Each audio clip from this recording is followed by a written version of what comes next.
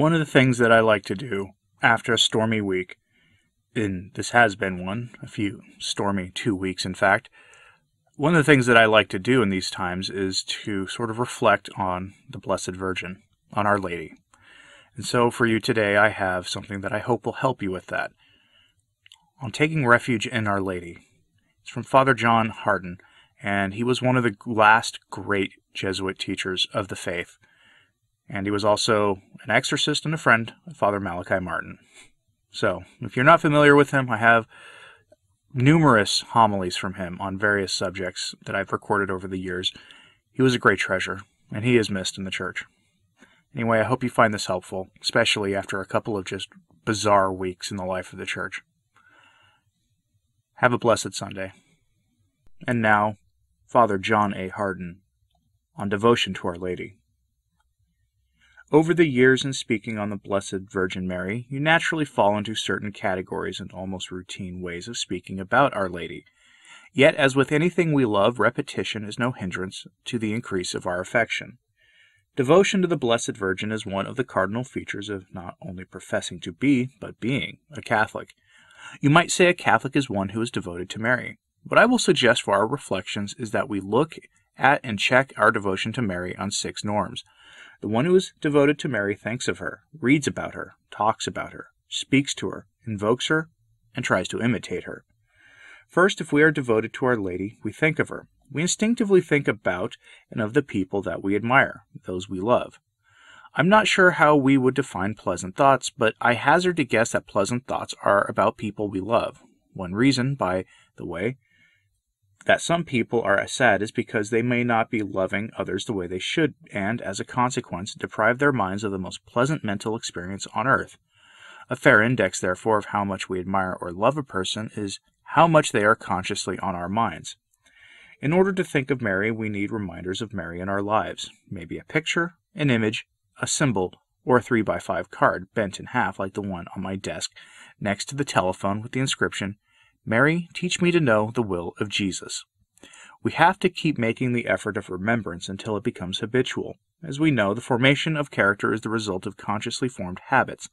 Thus, the first recommendation is to cultivate by all the means at our disposal the habit of having Marian thoughts. Secondly, a person who wishes to cultivate a strong devotion to Our Lady reads about her. There is a great deal of literature about the Blessed Virgin Mary. There are books and periodicals to such an extent that anyone who claims that they are devoted to Our Lady and never opens a book or reads an article or bothers to find out little more about her can well be suspected as to the soundness and sincerity of their devotion. Read then about Mary in the Scriptures, in the lives of the saints, in the stream of literature about Lourdes, Fatima, Guadalupe, La Salette, and Borang. Third, one who is devoted to Mary talks about her. As you see, I feel perfectly safe in talking about her to you because I am confident you want to talk about her to others yourselves. What we think and read about should give us much to talk about. Or better, what is on the mind and in the heart will inevitably be on the lips. Our Lady wants to be talked about. Fourth, one who is devoted to the Mother of God speaks to her. No speeches, just plain conversation. This is evidently very pleasing to her and honors her son. Talking things over with her, I admit, can be easier for some than others, but this is the way great Catholics live. They talk to Our Lady. It makes sense. She is alive, she is the Mother of God, and she is accessible. Speaking to God is, of course, the top priority in our prayer life, but we are human. We all know what it means to have a mother. I know that speaking to her just about anything and everything that is on our minds can take up those slack moments in our day. I hate to think of what is on the majority of people's minds most of the time. My calculated guess is that most people are talking to themselves, even, as I have discovered, when they seem to be talking to you. Self-love properly controlled is the condition and norm, as God Himself tells us, for our loving others. But this self-love can become, as I am afraid it is for many people, an affliction, and one of the symptoms of this self-love is an almost uninterrupted soliloquy. Talking to Mary will not only help break through the crust of the egoism to which we are all so pathetically prone, it will also keep us in contact with that person who, the infallible Church tells us, after God, is the most important mediatrix on the way to our salvation. Fifth, the one who is devoted to Our Lady invokes her. You notice I distinguish between speaking to Mary and invoking Mary. When I speak to her as I do in conversation with other people, I am sharing with her what is on my mind and in my heart. When I invoke, I ask. This, I dare say, is the most familiar and common form of Marian conversation, and it is part of the daily life of every Catholic. What bears emphasis, however, in this invoking of Mary is that it should be done consciously. It is just plain spiritual common sense that when we begin prayer, we should become consciously aware of who we are talking to and what we are saying. Every time we pray, however, distractedly, we are adoring God and pleasing Him, but the more aware and conscious I am of what I am doing, the better. There is all the difference in the world between two people in conversation when one is just talking.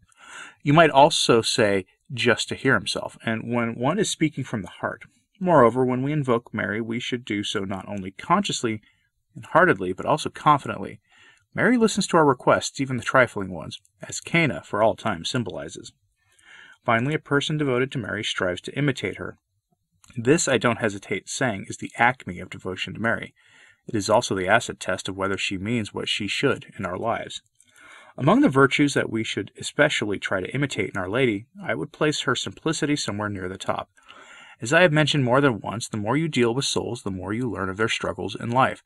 The more evident it is that what we need in our spiritual life today is simplicity. This is partly brought on by the high complexity of modern civilization. What does it mean to live a Marian life modeled on the simplicity of Our Lady? It means, first of all, no pretense. True greatness does not have to parade itself. Pretense is pride. Pretense is claiming to have or to know what I don't have, or don't know, in order to have people think better of me. Simplicity means I put on no airs. It is humility manifested. Just compare in your lives the difference in the way you deal with different people. How instinctively it seems in a moment, in a split second, we can decide whether this person is my inferior or my superior. I cannot give you a more valuable formula for the practice of Christ-like charity than to say, treat everyone as your equal. God will bless you far beyond what you think. Or I would go even further, and this is Ignatius speaking to his sons, and I pass it on to you. Treat others as your superiors. The simplicity of Our Lady was that of humble service. The moment the angel informed her about Elizabeth's condition, what did Mary do? She went immediately to take care of such household chores as Elizabeth needed help with. No airs. There should never be a menial task that we are unwilling to do. No vanity, no display, no artifice, just childlike simplicity. But let it be as Mary's was, simplicity of heart. Saints tell us that no one devoted to Mary will be lost. This must be true. Devotion to Our Lady is the sign that we are pleasing to God, because God, you would expect, loves those who loves His mother. That is why He gave her, entrusted her to us, and we to her, so that by doing the will of her Son we may thus enjoy His presence in her company, not only on earth, but in eternity. You see, heaven is possessing Jesus and Mary. Son and mother cannot be separated. We cannot choose between them. We either love them both and are devoted to them both, or we shall not possess either. But if we love them and serve them in this life, we shall be with them forever in the company of all the saints who are there because they loved the Mother of God.